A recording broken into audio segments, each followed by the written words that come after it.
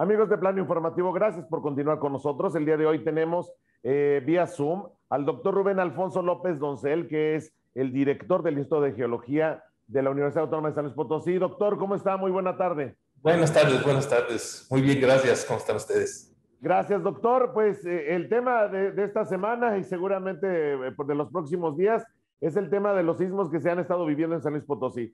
Si bien ya desde hace varios años San Luis Potosí está considerado dentro del Atlas de riesgo como zona sísmica, ¿nos podría platicar un poquito qué es lo que está sucediendo, doctor? Sí, ese es un tema de mucha actualidad, a pesar de que estos temblores ya estaban sucediendo desde hace un par de semanas antes, pero el de ayer, como fue el que se sintió en la ciudad, fue el que ha tenido más repercusión. Claro. ¿Qué, Sí, qué es lo que pero sucede, doctor? ¿Cómo empiezan estos fenómenos? Ya sabíamos que San Luis ya estaba considerado zona sísmica. Habíamos sentido algunos movimientos, incluso cuando había sismos en la Ciudad de México, pero nunca lo habíamos sentido de la manera que lo sentimos durante este fin de semana. sí, quizás esa es la diferencia, porque recuerda usted el sismo del 2017 en la Ciudad de México, se llegó a sentir aquí, incluso tuvo que evacuarse algunos edificios altos en Carranza y todo eso. Y la diferencia es que este es mucho más local, es mucho más cercano a la ciudad, y no tiene nada que ver con la subducción, con los efectos de la tectónica sísmica, de la subducción de la placa de Cocos, que es la que ya conocemos. Mientras tanto, ya la gente sabe, ya habla de tectónica y todo eso, porque ha entendido que pues, estamos en una zona sísmica. San Luis Potosí no necesariamente, pero sí México, la costa oeste de México es una zona sísmica que pertenece al cinturón de fuego del Pacífico, todos sabemos, con Japón o algo así. No podemos comparar la actividad sísmica que sucede aquí en San Luis Potosí con las de esos lugares, porque ni en intensidad ni en magnitud son similares. Simplemente aquí está tratándose de un fenómeno un poco diferente. Claro. Y dígame. Adelante, adelante, doctor. Sí, esto más bien se debe, le digo que esto ya se había venido monitoreando, incluso estuvimos semanas atrás en la zona de Villa de Reyes. Como yo platicaba, esta zona de Villa de Reyes pertenece a una estructura geológica que le llamamos un graben.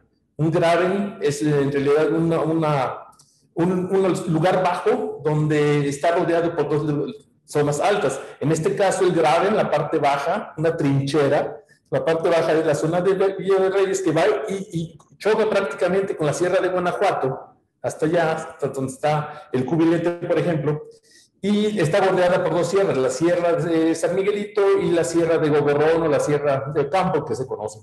Entonces, esta zona de este graben está activo, sabemos que desde hace algunos millones de años está activo, sigue hundiéndose la parte central, y sigue habiendo el contacto entre las dos zonas, la zona baja y la zona alta, una serie de fallas normales que tienen actividad aún, y este es el reflejo de lo que sucedió el día de ayer y que ha estado sucediendo en las últimas semanas. Son muy conocidas, una serie de grandes estructuras, agrietamientos, fallas que están en esa zona, muy cerca de la zona de Jaral de Berrio, eso ya es en Guanajuato, pero también en la zona de aquí de San Luis Potosí, incluso se han reportado muy cerca de Santa María del Río.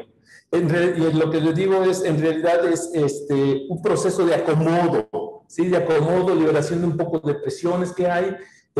Sin duda no es el nacimiento de un volcán como se ha llegado a manejar en algunos lugares de las redes sociales, o que estamos a punto de que venga.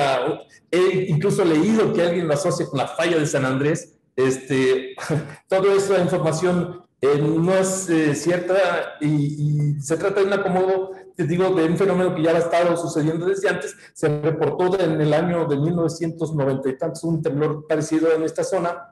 Es decir, ha sucedido, luego hay una pausa y por lo visto estamos en una etapa de actividad que podrá continuar también un poco, algunas semanas más. Doctor, aprovechando que está hablando de estos rumores que han surgido en redes sociales, se ha hablado se han reportado al menos hasta este momento, desde San Felipe hasta lo que es Santa María del Río, 20 sismos en lo que va de estos 2 días. Esto podría ser, se habla incluso en redes sociales, están mandando audios donde se habla que esto es como el parteaguas para algo más grande que se pudiera venir. Un sismo Sí. todavía mucho más fuerte. ¿Esto es posible o lo podemos descartar? Mire, en realidad la Tierra es una muy móvil, muy dinámica, ¿sí? Claro que podría pasar a lo mejor de un poco de magnitud más fuerte. pero no es comparable, como le decía, con los sismos que han sucedido, por ejemplo, de magnitudes 8 o así, porque estamos en otro ambiente tectónico, es otro ambiente tectónico. Es más fácil descartar que llegue a suceder algo así, a que en realidad esté pasando, o sea, premonición de algo que va a suceder. Ya habíamos visto que también en el altiplano ha habido temblores Claro. relativamente recientemente y no ha habido un temblor grandísimo de magnitudes más grandes. Entonces, yo creo que hay que tomarlo con tranquilidad, hay que tomarlo, hay que hacer investigación, desde luego, que es a lo que nos dedicamos nosotros, y tratar de entender bien el origen de estos fenómenos, pero sin caer en exageración, porque le digo, no se trata de esto. Hace un año, por ejemplo, se le llama un enjambre de temblores en la zona de Pátzcuaro, por ahí por donde está el Paricutín, y todo el mundo daba por hecho que iba a venir un terremoto grandísimo, iba a salir un volcán, algo así, y se tranquilizó la cosa y ya no pasó nada de eso. Entonces yo creo que aquí, claro, se puede poner un poco alarmista a la gente, y claro, lo sentimos, ¿no? Eso es algo, una sensación, Claro. sí, lo sentimos todos. Y pues sí, se hace uno de ideas, pero la realidad es que le digo, este fenómeno estaba sucediendo ya desde antes y con seguridad continuará. Claro. Doctor, las fallas geológicas que usted nos hablaba ahorita del acomodo que está habiendo entre la presión entre la zona alta y la zona baja, ¿tienen vienen de consecuencia de qué se están presentando? ¿Eso es por la sobreexplotación de los mantos acuíferos que todos hablamos? ¿O ya es un fenómeno natural, como usted dice, de movimiento de tierra que se tiene, digamos, en todo el mundo, ¿no? Sí, sí, sin duda alguna la explotación del agua jugaría un papel, ¿sí? Desde luego, estamos en una zona de mucha producción agrícola, incluso tenemos ahí la termoeléctrica que necesita mucha agua. Es claro que puede jugar un papel importante. De hecho, ahí hay una zona muy cerca que se llama el hundido, precisamente porque se está hundiendo, ¿sí? Se está hundiendo desde hace muchas décadas. Ese es uno de los factores, pero en realidad también es un factor geológico, es un factor geológico porque hemos visto, y eso es en lo que estamos investigando y es a lo que fuimos las semanas pasadas a este lugar, que no solo hay un movimiento vertical, es decir, que tenemos el movimiento de asentamiento, sino también probablemente un poco de movimiento lateral. Es normal, porque como le digo, se están acomodando. México es un compendio de diferentes bloques que estuvieron siendo empujados desde el occidente hacia acá por la subducción, y algunos de ellos quedaron bajo presión y otros están liberando un poco de presión, otros están acomodando, moviendo. Es natural, le digo. De hecho, en las 4 zonas sísmicas que tiene México, nosotros estamos en solamente hay una zona que todavía es menos intensidad en sísmica, lo cual significa que van a haber estos fenómenos y seguirán habiendo. Claro. Doctor, ¿se puede prever si en caso de que llegara a haber a un sismo mucho más grande, se pudiera prever? ¿Y con cuánto de anticipación, digámoslo? Sí, aún no es posible hacer eso, prever que vaya a ser. Podemos estar prestar mucha atención y estar prestos a reaccionarse en caso de que aumentaran, por ejemplo, las magnitudes sobre todo y la intensidad de estos temblores. El del día de ayer, por ejemplo, fue los que lo sentimos que fue de pocos segundos, muy pocos segundos, ¿sí? Nada de comparación con aquella del 1985, que fue casi de 5 minutos, ¿no? En la Ciudad de México. Y en este caso podemos monitorearlo, de hecho se está haciendo. Nuestra red de sismógrafos ha crecido aquí en la parte central de México y es más fácil estarlo siguiendo. Y gracias a esa buena oferta de información que se tiene y que cualquiera puede acceder simplemente desde un teléfono celular, puede ver que está temblando más, pero eso estaba sucediendo ya desde antes que existía toda esta posibilidad. Y obviamente la expansión, la forma que se explota la información a través de la red, pues hace el fenómeno más escandaloso, cuando en realidad es un fenómeno natural que estaba sucediendo y que seguirá sucediendo.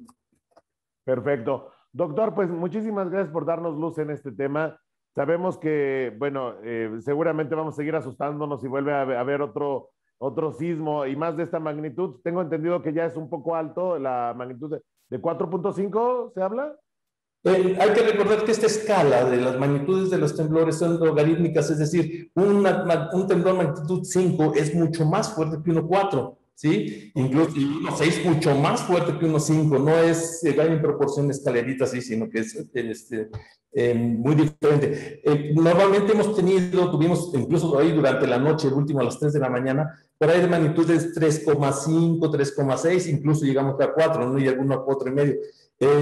Son magnitudes los que ya se sienten, ¿verdad? Como lo vimos. Pero la posibilidad de daño tal vez sigue siendo menos, poca, y sobre todo que el epicentro son zonas agrícolas donde no hay grandes ciudades, y eso ayuda también a que no haya daños notables en la infraestructura. Claro, claro. Pues le agradecemos muchísimo, doctor Rubén Alfonso López Dorsel, el que nos haya pues, ampliado un poquito este panorama y esperamos mantenernos atentos para poder platicar más a fondo de este tema, porque seguramente pues vamos a seguir escuchando y resolviendo las dudas de la gente principalmente, ya que, pues bueno, a veces las redes sociales también nos están haciendo daño en generar especulaciones que todavía no vienen al caso. Sí, sí, claro, desde luego, y con mucho gusto estamos a la orden para eso.